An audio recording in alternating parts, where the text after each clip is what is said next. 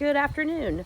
One of my favorite plants that I recently have fallen in love with, and when I say recently, I guess within the last 3 years, is the hardy hibiscus. I am in zone 7, and as you can see, this proven winners, I believe this variety is called Starry Night Hibiscus, is much larger than the 3 to 4 feet recommended height that this plant usually gets to. But today I more or less just wanted to focus on some of the pests of these plants. If you're looking at your hardy hibiscus, this is, we just entered the month of we just entered the month of August, and you're looking at your dinner plate, hardy hibiscus, and you're wondering what's eating this plant. I'd like to help you, or at least show you what's eating them. One of the biggest pests I've encountered in the past are hibiscus sawfly.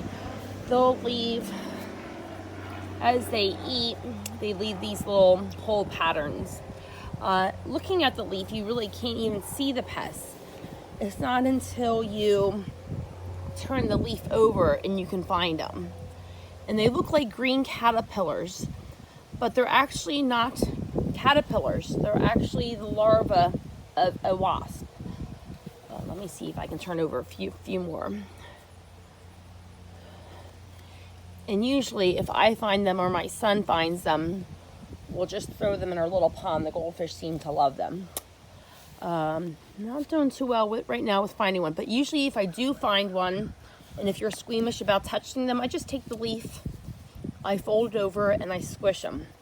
They can usually decimate this plant pretty well if you don't kind of nip it in the bud. But do not use a BT spray. Technically, they are not a caterpillar, so that type of pest spray will not work. One of the other pests I found to destroy the plant are Japanese beetles. So if your leaf looks like this, you definitely have Japanese beetles in your garden, and they're eating your hibiscus. We're kind of winding down on Japanese beetle season right now. But you can see they kind of park themselves. They'll eat either the bloom or the leaf. They're not too picky, and they'll just go to town eating this plant. And usually if I do find Japanese beetles, I just pick them up, step on them, or put them in a soapy bucket. Again, they'll really do a number on these leaves.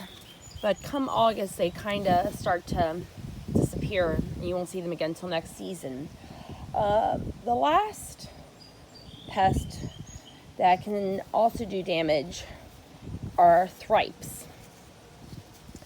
The thripes are small little black bugs, not quite worms, but they have little legs and they're very quick. And let me see if I can find one.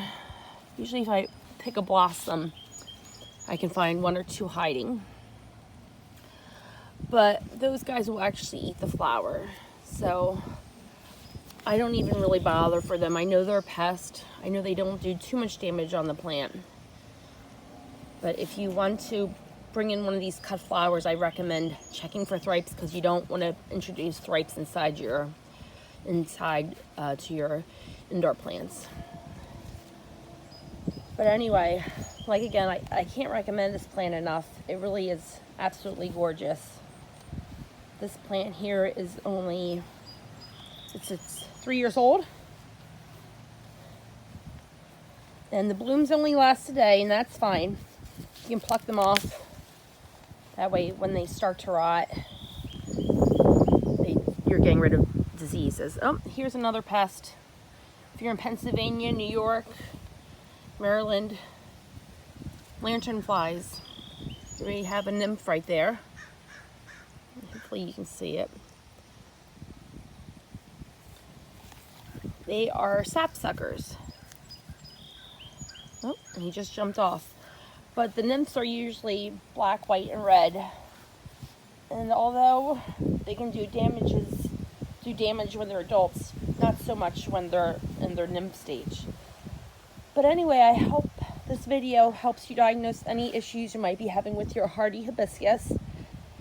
And I hope you continue to enjoy them. Thanks for watching.